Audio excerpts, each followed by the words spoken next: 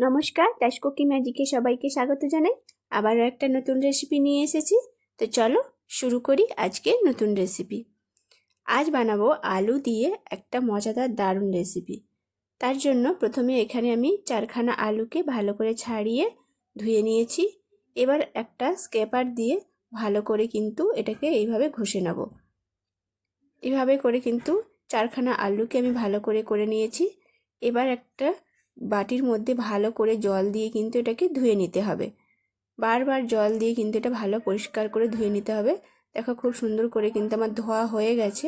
এবার কিন্তু এটাকে জল থেকে একবারে শুকনো করে কিন্তু এটাকে নিগড়ে নিগড়ে তুলে নিতে হবে, যাতে এর মধ্যে কিন্তু জল একটু না থাকে।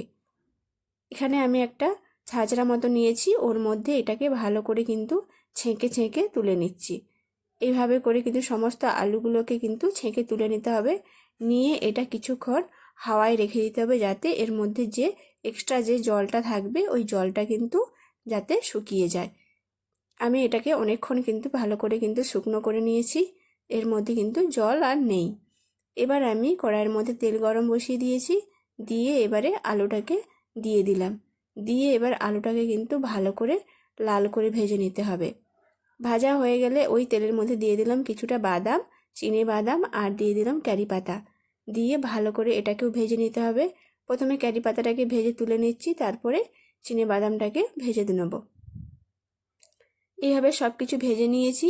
এবার একটা প্লেটের মধ্যে সব কিছু কিন্তু একসঙ্গে মাখিয়ে নেব, আর শেষে একটু বিট নুন ছড়িয়ে দেবো। দিলেই কিন্তু রেডি হয়ে যাবে কুরকুরে একটা আলু ভাজা। অবশ্যই কিন্তু বানিয়ে দেখতে পারেন। নমস্কার।